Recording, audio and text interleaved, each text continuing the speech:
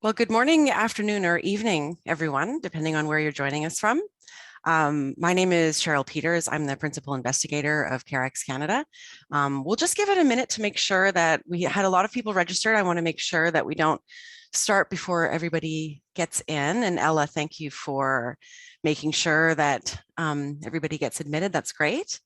I'm really delighted to be here today to do a bit of a different style of webinar than we generally do at CAREX Canada. So usually we sort of do a long presentation and have a short time for questions and answers. But given the sort of how big this is, we haven't done an update of our estimates for 10 years.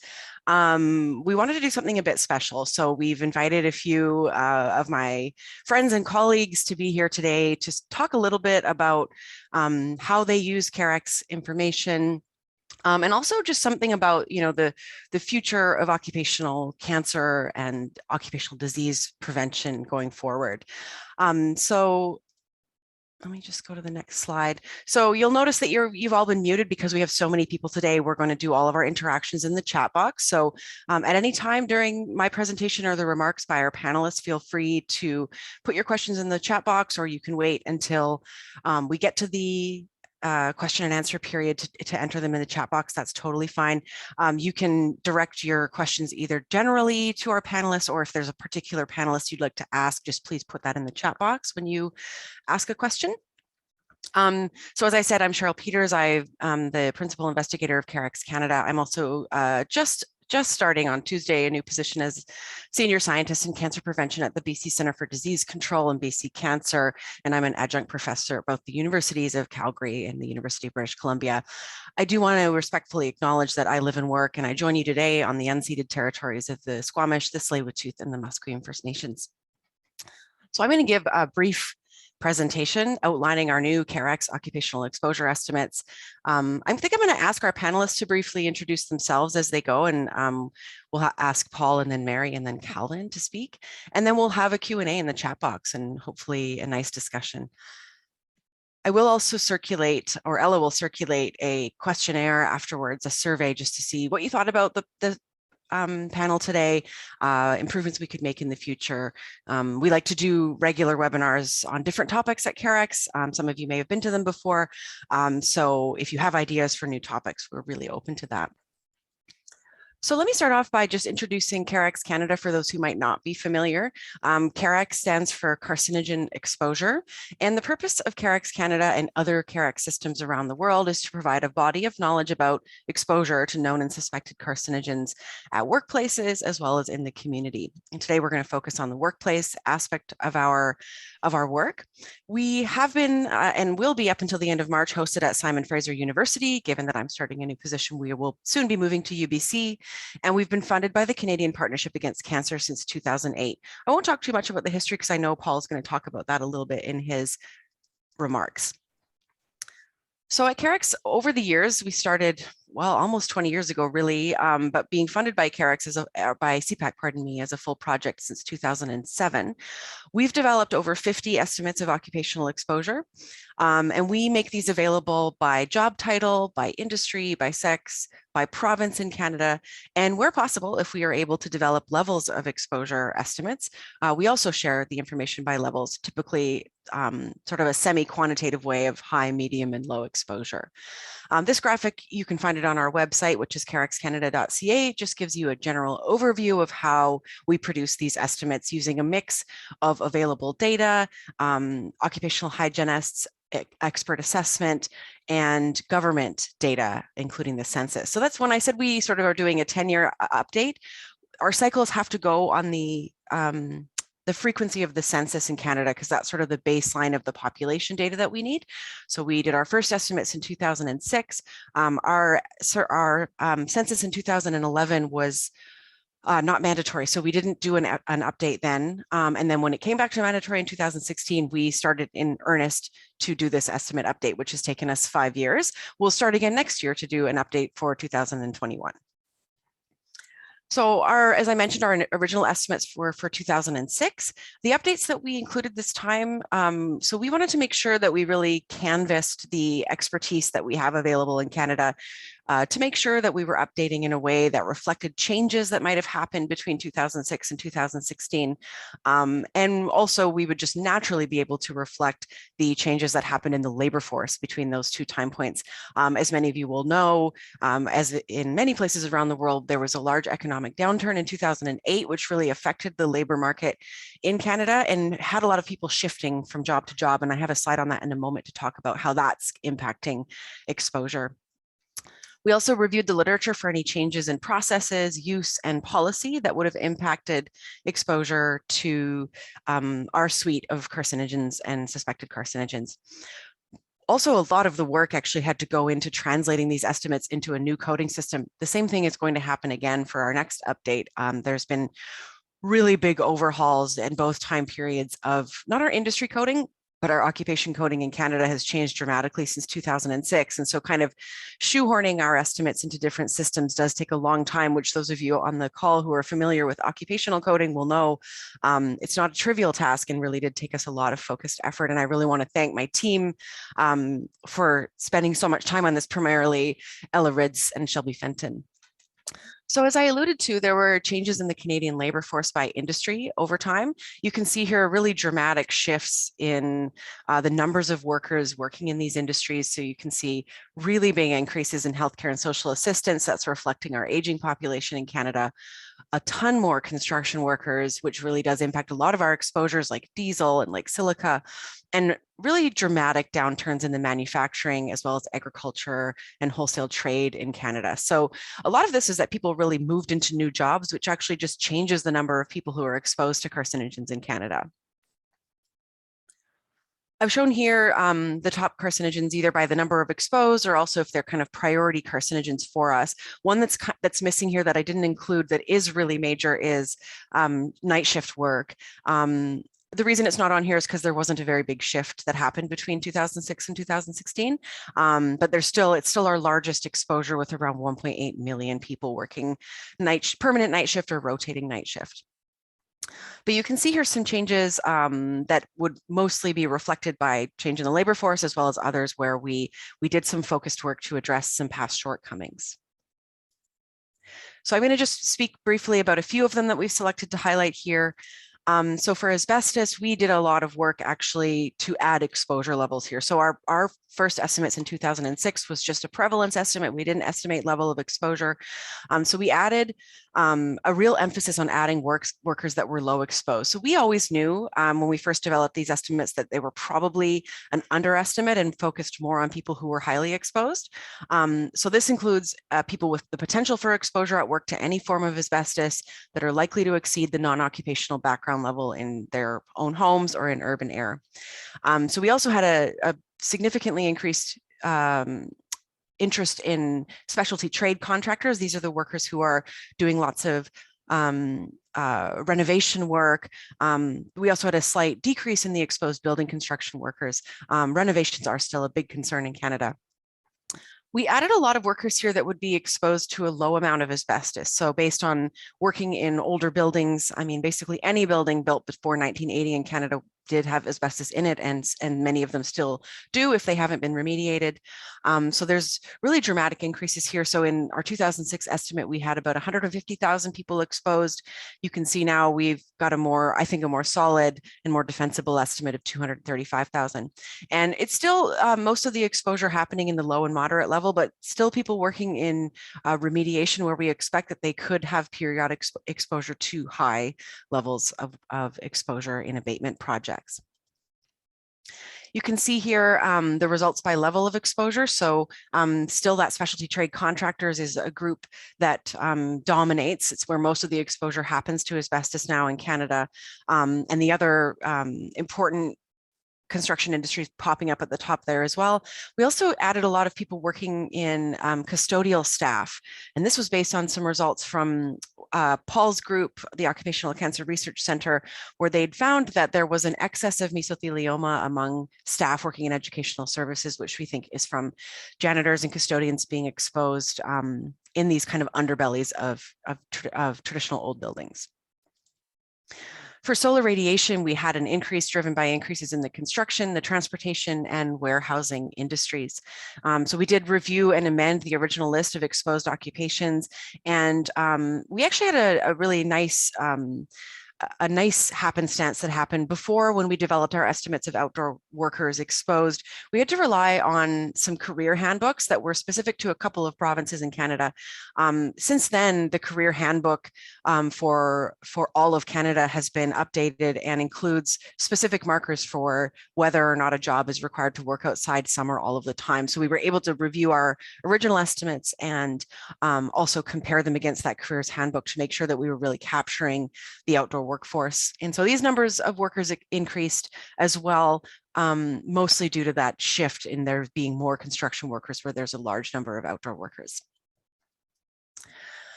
I've also highlighted here diesel engine exhaust. Again, this is an increase that we saw by about 8%, driven by changes in the labor force, particularly in truck transportation and warehousing. So you can see here, the majority of workers exposed to diesel in Canada are in a low category of exposure, but there are some particular workers, especially underground miners, who are still in this high category of exposure. And much like a lot of our construction-related exposures, these are dominated by men. So I thought we could talk for a minute about how CAREX estimates have been used. We spend a lot of our time now on doing knowledge translation. So, while the engine that's driving this is the development of these estimates, what we really want to do is create those and then get them in the hands of people that can work to reduce exposure in workers as well as in community environments.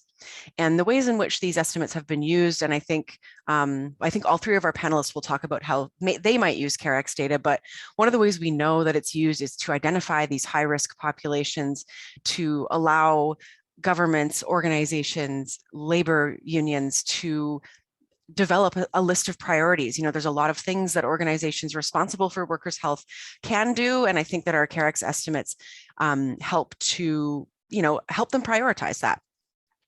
We also know that our CAREX estimates have been used to inform and also develop research opportunities. So our estimates have been used, for example, in Paul's project for developing estimates of the burden of occupational cancer. The exposure estimation part of that, the backbone of that really was CAREX Canada data. And so we're really proud of that achievement in Canada. It was really a long time coming. We also just try to track our impacts over time. We like to make sure that we're developing resources that really speak to the audience that we want to use those information. So we have things that are really developed for a general population, general public kind of audience, all the way up to research products that can be used by other academic researchers. So those of you on the line will probably already know how to connect with us, but just in case, here's a link to our website. You can direct questions directly to us at info@carexcanada.ca. As I mentioned at the top, please keep an eye out for our post-webinar survey. Really value your feedback on that.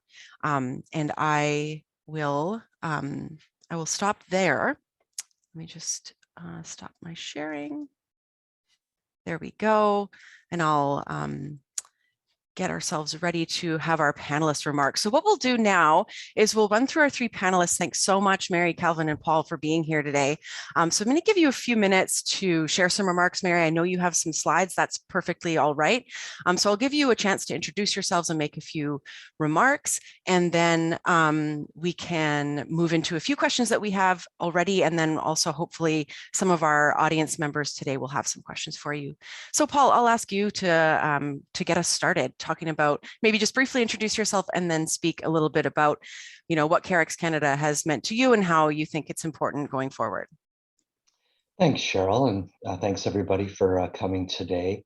Yeah, I'll just talk for a few minutes. My name is, well, as you probably know, you can see Paul Demers, but I'm the director of the Occupational Cancer Research Center based in Toronto, and a professor with the Dalhousie School of Public Health at the University of Toronto, and a clinical professor still with the University of British Columbia, where I started my academic teaching career, at least a number of years ago. So I wanted to kind of, I guess start with talking about where CAREX came from. We really did conceive of it 20 years ago. Initially inspired, I think, in part by my involvement in the monographs program at IARC, where I would see the European Union CAREX project frequently the numbers quoted as part of those monographs, and you would see the National Exposure Survey in the United States quoted to see how many people were exposed in the United States. And it seemed a good idea to try to start our own project there. But to try to do that on a national basis did take a long time. We started with BC and started pulling together a BC team, and Cheryl got involved very early in the development of that. But the initial development of it was just focused in on occupation and on BC, and then we started peddling it nationally, going to the Cancer Society and to the Public Health Agency of Canada and other groups, talking about how important it was. I think our initial goal was, I would say, both, modest and lofty, was to raise awareness about occupational cancer initially, and occupational and environmental cancer after that, and how important it was as a topic. I think there's a concept that everybody say, yeah, that's important, but most people conceive it as being a small problem, that there's a small number of workers in some high-risk industries someplace that were exposed or may even continue to be exposed. But numbers can be very powerful. When you start saying, tens and hundreds of thousands of people are exposed, and it starts to carry a lot more weight. And it really did start to make it much more important. So even those early estimates that came out were very important. Now, of course, the program and the project has really evolved a lot and continues to evolve with the current folks working on it, like Cheryl and others. But it is those initial goals of raising awareness, they remain important, but really, I can't tell you how pleased I am that I think it really has become a fixture in occupational and environmental health, both research and prevention in Canada. It's very, very common now to see CAREX estimates used everywhere. Certainly my center, the Occupational Cancer Research Center, we use CAREX estimates probably in almost every document that we put out, probably in almost every grant application that we put in. They've become really kind of an essential thing, but not only, for us as a research center, but I think in telling our institutions that are responsible for prevention how important specific exposures are, they've become extremely important. Cheryl already mentioned the Burden of Occupational Cancer project, and I don't think we could have done that project without CAREX. It certainly would not have been anywhere near as feasible as it was. As it worked out, we could really use those estimates at the level of granularity that we developed them within CAREX to simply apply them to census figures and then move forward with estimating the number of people exposed. So it was a key component of that. And along then with being able to say the numbers of people who are currently exposed, it gave us that additional ability to also say the number of cancers that are currently being caused, which I think is another key component in really making cancer, occupational cancer. I speak primarily to occupational cancer because that's my area these days, but certainly to making that a very important issue across Canada. Trying to think, there's other things that I wanted to say here, but maybe other things will come up in the discussion. But just to say that I'm very happy to see where this project has come over time and how important it has become to Canada. Thank you so much, Paul. I really appreciate that. It's nice to reflect back on how far we've come since we started working on this together. But even before that, when you started basically it's almost been 20 years, I think, since you started, and then I joined about 15 years ago. So such a long history. Mary, I'd like to invite you to make some remarks, and I know that you have some slides to share, so you can feel free to go ahead and do that. All right, thank you so much. And before I do, I'll just briefly introduce myself. And first of all, thanks so much, Cheryl, to you for that great introduction, and to Paul for the history and some of the magnitude of the importance of CAREX. I'll be taking a bit of a step back and discussing how I think CAREX Canada has been important to the world. And before I do that, a brief introduction of myself. I'm the head of the Monographs program, and I also serve as its senior epidemiologist. I have been in the Monographs about 3.5 years. And before that, I spent 20 years at the U.S. National Institute for Occupational Safety and Health as a cancer epidemiologist, an occupational epidemiologist. So I'm going to talk a little bit about sort of the dynamic interplay between the IARC Monographs program and CAREX programs, in particular CAREX Canada. So I'll try to weave in that through the next several minutes of my presentation. And I do apologize for my barking dogs. Hopefully you can see the slides. So I'll just talk a little bit about the intersection and interplay of these two programs. One thing I wanted to do was to understand the concordance between the IARC Monographs evaluations and inclusion in CAREX Canada. So I spent some time in the last few days looking at the CAREX website, and I actually counted 80 agents total that were being described in CAREX. There's a mix of Group 1, Group 2A, and Group 2B agents that are described there. And what I found was when I separated out the occupationally irrelevant agents, of which there are some, from those that are occupationally relevant, there's clearly a much higher percentage of Group 1 agents that are included in CAREX Canada, almost 60% of the occupationally relevant Group 1 agents. A much smaller percent of the Group 2As that are occupationally relevant, about 22%, and then about half of that of the Group 2Bs. Now the Group 2Bs, I haven't gotten to the point of identifying the occupationally relevant ones. So this number includes some occupationally irrelevant agents. But anyway, I think the pattern is still very interesting. There are definitely some occupationally relevant agents, particularly in Group 1 and 2A, that are not included in CAREX Canada. So taking a bit of a closer look there, the Group 1 agents that are not included is an interesting list, and this is mostly sorted alphabetically. A lot of the dyes and PAHs I found are not included.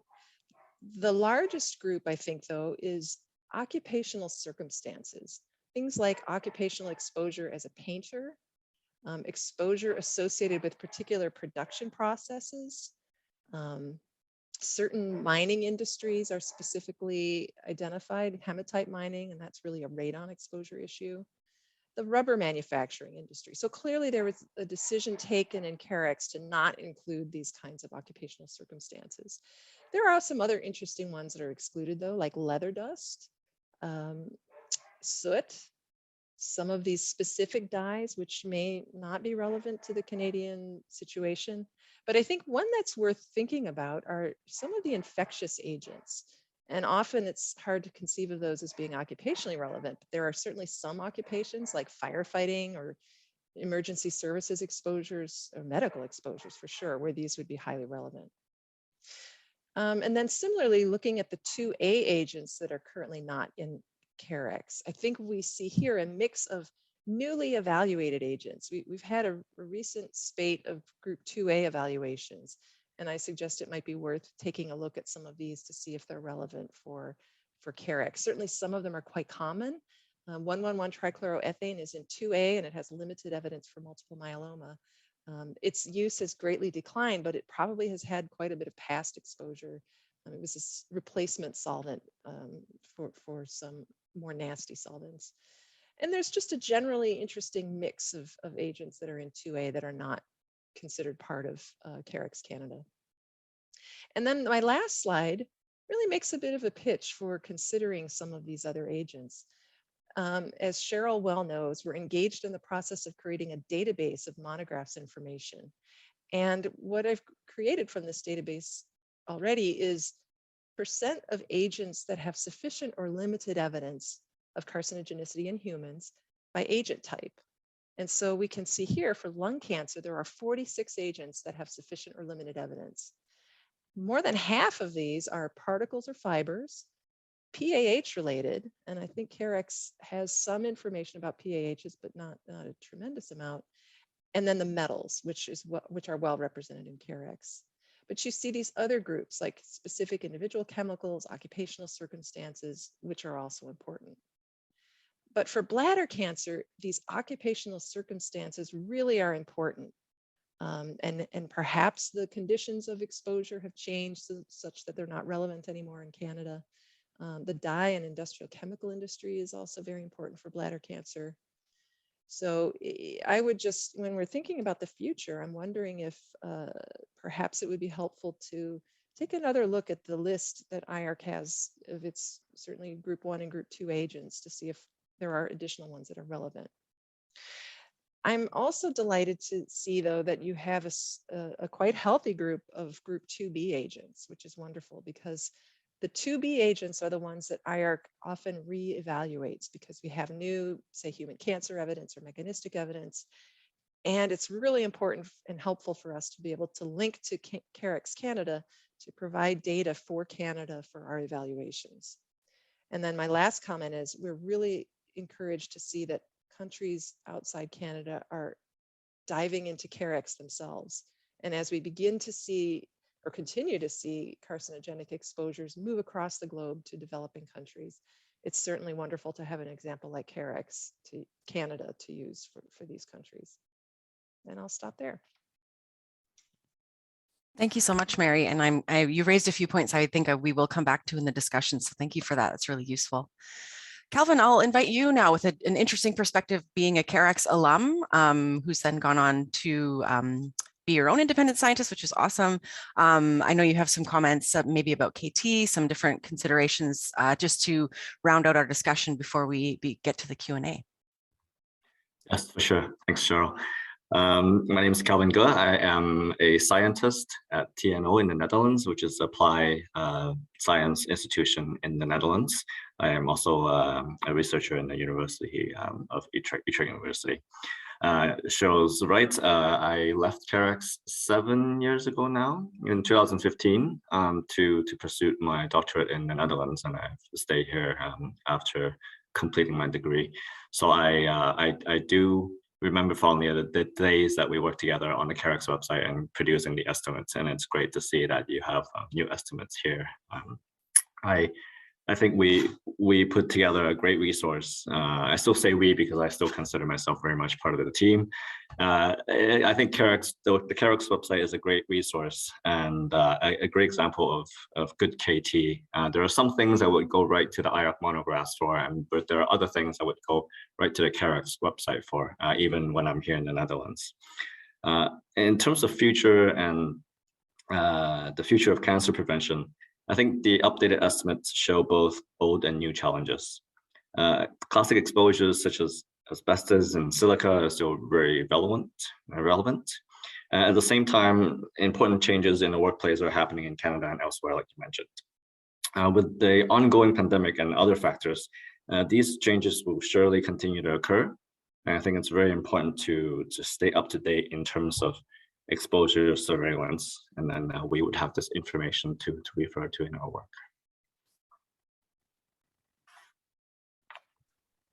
Thank you, Calvin. That's really great. Okay, so this is amazing, but we are perfectly on my schedule, just hitting halfway past the hour. So we have half of our time to have a bit more of a discussion. We can take questions from anyone who's in the room. Please enter those in the Q&A box. We did come up with a few ahead of time to sort of get us started, which I'll start with. But yes, please, if you have a question for a particular panelist, put that in the Q&A, or if you just have a general discussion point you'd like us to cover, please go ahead. One of the things I wanted to come back to was one of the things Mary said. So we know that CAREX Canada is probably at least roughly representative of Western countries. But Mary, you mentioned a little bit about how other continents and other countries, maybe from the global south, are actually starting to make CAREX estimates now. And there's a lot, some of it might still be quite relevant. I think probably outdoor work is one that really, it doesn't really have a border issue. It sort of happens everywhere, but there's a lot. And I think specifically about the informal sector, where we have a pretty small informal sector in Canada and in the US too. But that's actually a really big part of the workforce in other countries in the global south. So I wondered if you wanted to comment on some of the challenges or opportunities in translating a system like CAREX that was more developed in Europe and North America to the global south. Maybe I'll start with you, Mary, and we can see what you have to say. Yeah.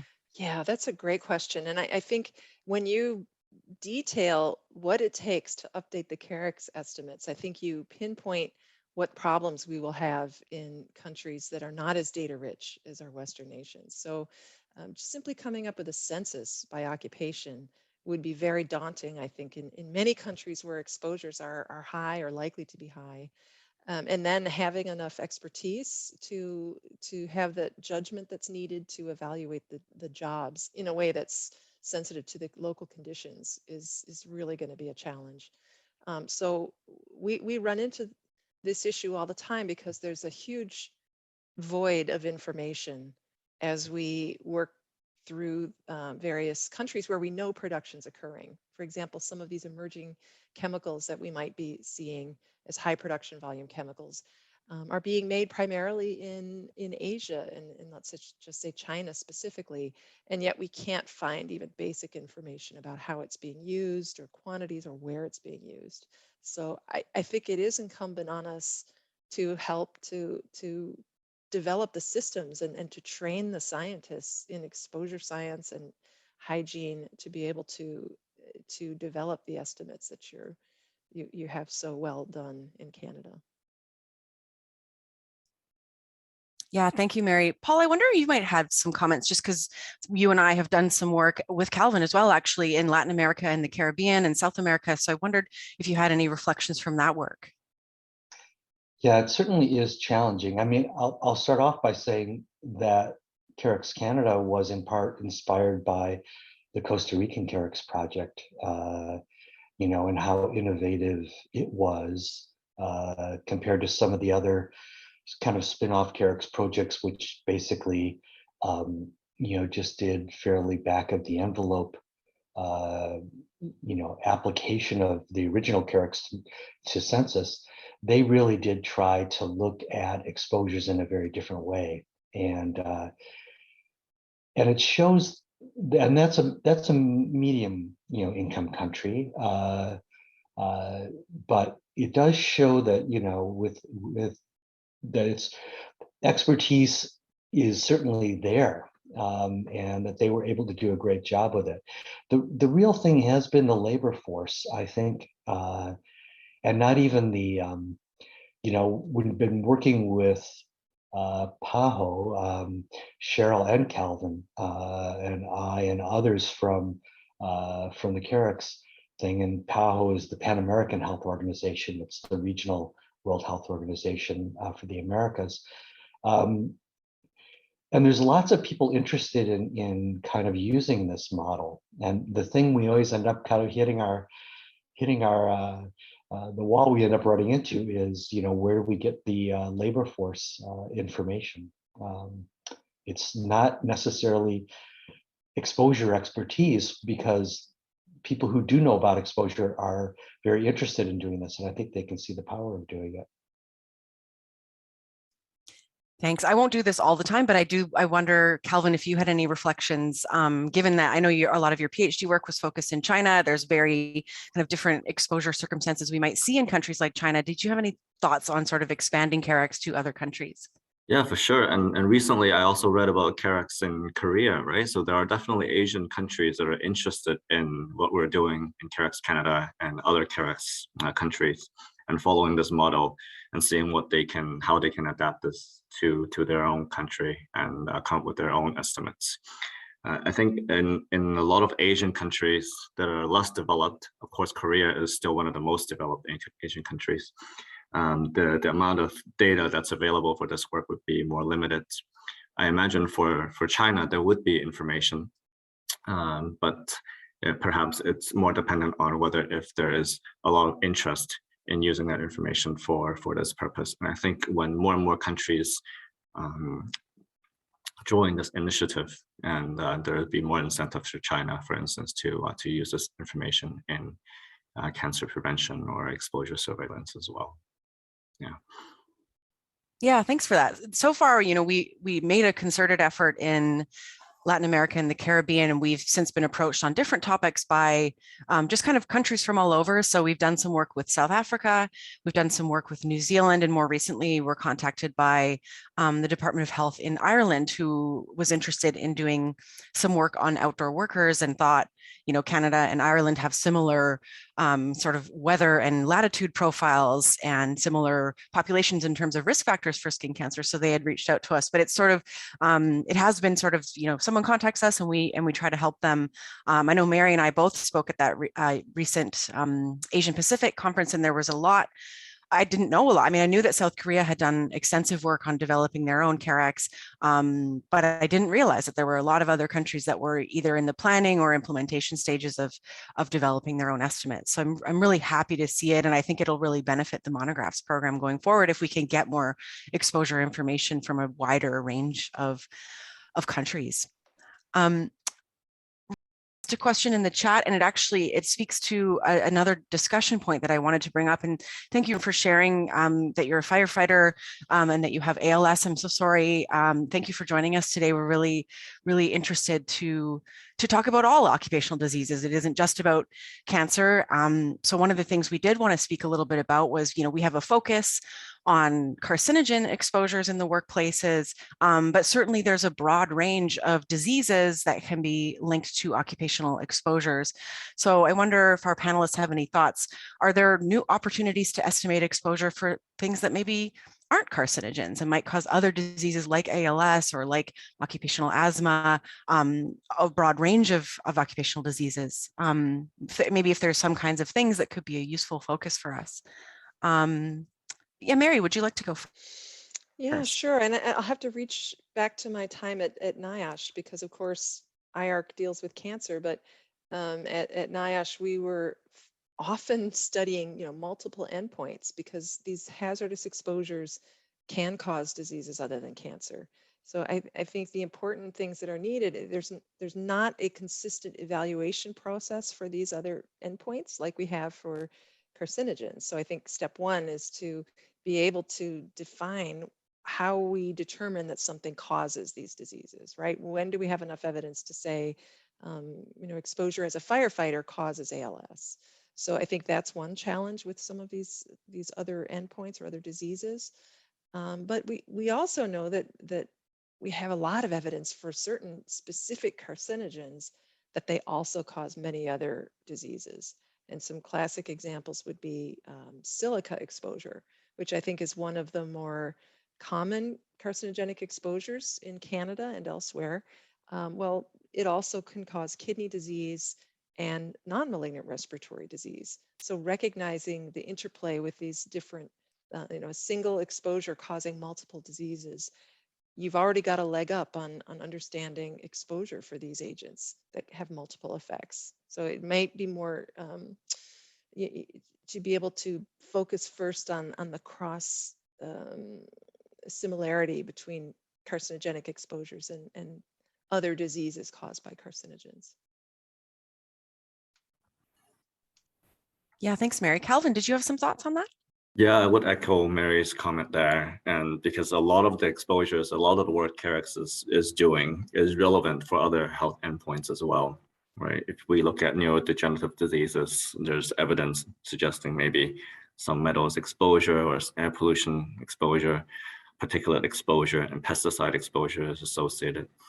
And if we focus on those exposures and have estimates for those exposures, if something like a job exposure matrix can be produced, then it could certainly be used in occupational epidemiology to investigate other diseases as well.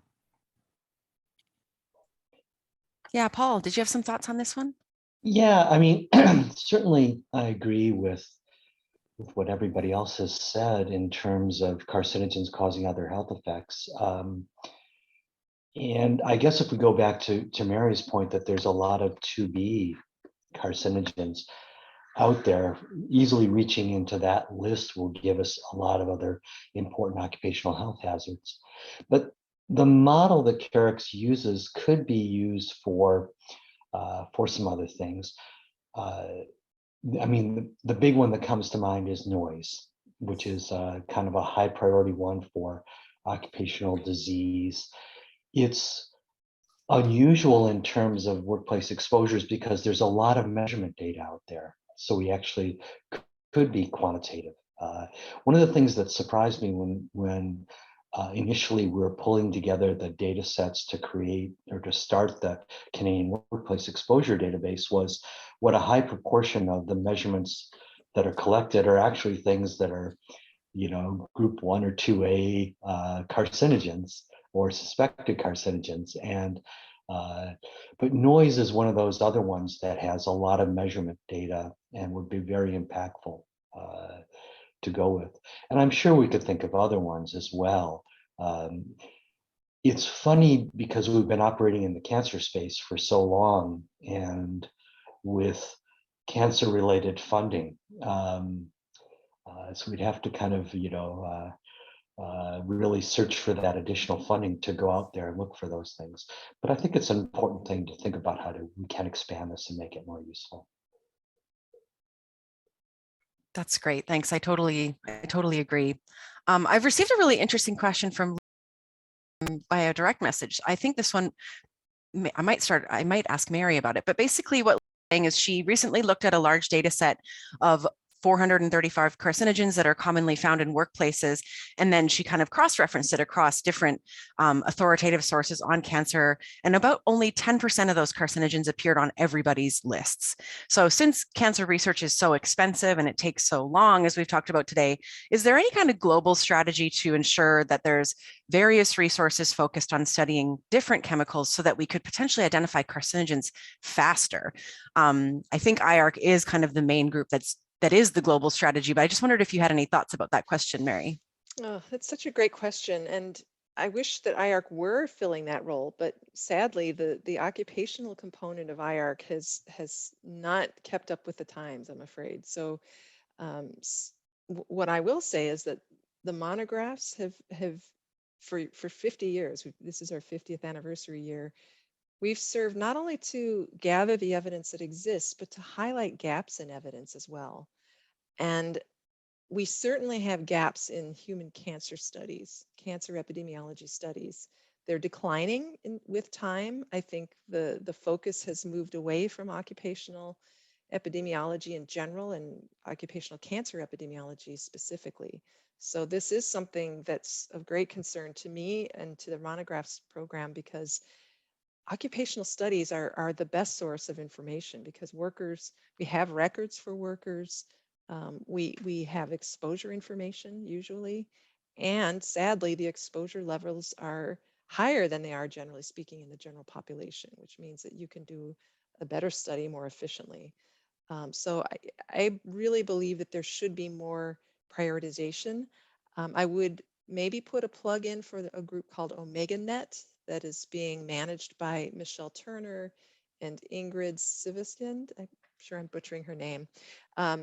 Out of IS Global as the hub, but it's trying to combine the world's cohorts on occupational exposures to leverage their ability to provide information about health effects. And they're looking at all sorts of things. So that may be a source as well for some other diseases besides cancer. The last thing I'll say is that monographs really are hoping that we can identify carcinogens before workers get cancer or other people get cancer. And so over the past 10 years or so, there's been an increased focus on precancerous endpoints, or which we call mechanistic endpoints. And so this is a growth area because these kinds of studies can be done more quickly. They need to be high quality and they need to be persuasive, but they can be done more quickly in existing workplace settings. So that's something for another day, but I think it is useful to think about study designs and endpoints when we're thinking about carcinogenic exposures. Great, thanks, Mary. I've gotten another question, just asking about if it's possible to expand on how risk levels for cancer are set in the occupational context. So I'll speak about that for a moment, and then if the rest of our panelists want to jump in. It's a good question, and different groups kind of approach it differently. From the CAREX side of things, we base our exposure levels, which I guess is in some ways looking at risk in terms of, higher exposure would be a higher risk of cancer. The way that we set those levels, it's a little bit, I think I said it was semi-quantitative. So we use exposure measurement data from the Canadian Workplace Exposure Database. We look for sort of, are there a lot of samples that have happened in a certain occupation or industry? So we put a bit of weight on how much evidence there is, how much exposure data there is. And then we try to compare that to a benchmark, which is usually an occupational exposure limit. It makes our job a little easier because most occupational exposure limits for things that are known or suspected of causing cancer are set based on the cancer risk that chemical or dust actually imparts. So we're able to kind of look at measurement data that we have in Canada, compare it to these occupational exposure limits that are meant to protect most people from getting cancer, and that's how we come up with it there. There might be different approaches in the world. So I know, for example, in the Korean CAREX system, they also use measurement data, and they look at kind of the distribution of exposure and try to set their levels of risk based on that distribution of exposure. Those are the two examples I would say. I don't know if it makes sense. Paul, did you have any comments on that of how we set these risk levels worldwide? No, I mean, I think it's always a challenge, even for groups like the TLV committee or different occupational exposure limit groups. You really, when we're dealing with humans, we really look to epidemiologic studies in order to set those, and there's simply not enough of those out there for everything that we want to look at. It's interesting to me, we talk about the endocrine disrupting chemicals and what levels do we set for those. There's just very few studies on some of the really interesting chemicals that are the focus of concern these days. Whereas we had lots of things for the old chemicals, or the particles and dusts and metals of concern. We have lots of measurement data as well as good studies. But there's always a shortage of good studies. Great, thank you. Thanks for that question. Feel free, anyone, if you want to put more questions in the chat, that's great. I do have a couple that we've touched on a little bit, but I think maybe we could expand on. One that we talked about in our planning, Calvin, was how COVID has really changed the way that everybody's living, and obviously the way that we're doing our work in occupational disease prevention. COVID being an occupational disease is one whole thing, but there's also things that have happened kind of structurally to workers. Did you have any thoughts on how COVID has maybe changed the landscape for what we look at? I know we talked a little bit about delivery drivers as being just a hugely expanding group of concern, given that lots of us are having our food and supplies delivered to us in the context of the pandemic, and how that's shifting work maybe to a more informal kind of work structure for people. Right, and that also opens up exposures to shift work as well as air pollution, diesel engine exhaust, right? So perhaps we have more workers working in transport and delivery. And these are people that make frequent stops. They're not long distance transport deliverers. They're making really door-to-door deliveries, and they get out of their truck all the time. So it definitely compounds the changes that we have already seen in our economy and sort of labor market in terms of what are the jobs out there and what exposures occur. And unfortunately, maybe there's a bit of optimism in the past, thinking that, oh, when things are automated, there will be less and less exposure and less disease associated with these exposures. But unfortunately, just as we see with your estimates, a lot of exposures are actually increasing, and so it's not necessarily going the right way in terms of exposure and health. Yeah, and this is on top of all the safety and job control, the gig worker situation as well. Yeah. Cheryl, I wonder if I could ask a question of the panelists and of you. Yes. In your review of the data over the past 10 years, what do you think have been the real success stories in reducing exposures to carcinogens? Thanks, Mary. That's a really, really great question. I think some of the things, as I mentioned, have just sort of happened situationally. So a lot of the exposures to, say, metals have gone down a little bit in Canada anyway, just given that more people are working in different sectors where they're just kind of separate from that. But I think the major, well, there's been a number of wins I think that we've had with the work we've done with CAREX, but I think the main one I'm sure Paul might be thinking of it, but I might ask him to speak about it because he's been so involved with it. I think our main win in a way that CAREX data has been used for real action on the ground in Canada has been the ban of asbestos that happened in 2018 in Canada. And I think we had been working in this space for so long and people just sort of thought that asbestos was banned because it had been banned in so many different countries. And in fact, it really wasn't until 2018. And we're still working on how the government kind of implements that. But Paul, I wondered if you wanted to speak about that a little bit. Yeah, certainly that's one where I feel like we've made progress, but there's a lot more progress to be made with it. It's, the ban was a major step forward. CAREX data played a big role. The burden of cancer stuff that we did also ended up being quoted widely as part of that. And that kind of shows the power of having numbers and putting numbers to a problem and saying there's this many people dying each year. And we're developing fatal cancers each year, as well as other types of diseases. But there really is a limited number of examples where I think we've made that kind of progress. There are some chemicals that are no longer used as much. A few of the solvents because of, that were eliminated, not because of their workplace health effects, but because of their effects on the ozone. But I'll take whatever we can get. And occasionally, a pesticide goes into less use, but that's not as common, I feel, as those it used to be. If we even look at pentachlorophenol here, it's much less used in Canada, but it hasn't been, even though it's a group 1 carcinogen, it hasn't been eliminated.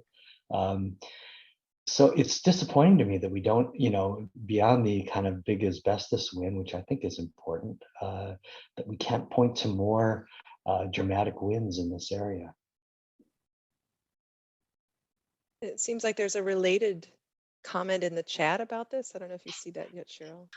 Yeah, like expressing some impatience with the way that kind of CAREX information or occupational cancer information gets into the hands of employers. And that is such a great point, something that we struggle with quite a bit in CAREX Canada, but I think is a challenge across the board. We have a lot better luck in communicating with workers themselves. So we work a lot with unions and labor representation who we're trying to empower them to get employers on board. And we certainly have engaged a lot with some of the compensation systems. So WorkSafe BC is an example that's really taken on board a lot of CAREX Canada information. And because they're the regulator, they can actually sort of impose their will to make sure that employers are aware of certain carcinogenic exposures. And one I would say we've made a huge amount of progress on is sun exposure and outdoor work. So we've actually fully changed legal policy in terms of how employers are supposed to treat outdoor workers in terms of skin cancer prevention. So we've kind of gone about it in a bit of a roundabout way. I don't know, Calvin, do you have any kind of thoughts on how to communicate this type of information to a group like employers? I think it's a huge challenge, like you said, for CAREX Canada and across the entire field of occupational epidemiology and occupational exposure, right? A lot of this information that we have, we've known for decades, a lot of these old problems that we have with silica, silicosis, lung cancer, right? Asbestos, wood dust, solar radiation, and so on. So a huge part of it is still good knowledge transfer and translation, and getting the word out, having accessible material for employers and employees to use. I think that's still very important to have. That's great. And a bit of a follow-up question there too. This looks like it's talking about the ODSS, the Occupational Disease Surveillance System, Paul, which you lead in Ontario, and which we are also working on a similar system for Manitoba. So I wonder if you've seen any uptake of the ODSS. I think so, and I think it has started to change people's hearts and minds. But I wonder if you had any thoughts about that. You know, we need to figure out better ways to track these kind of things. I mean, I hear good comments. I think trying to put out our statistics on a sector basis, I think is particularly helpful, because it gives you like a tool to approach specific industry associations, as well as unions that represent people in a particular sector, to kind of raise the level of discourse there. So I think it's a very important way to go. But what I'll say is that it has been hard for us to track how much it is getting used. And we're trying to think about better ways to do that. But getting the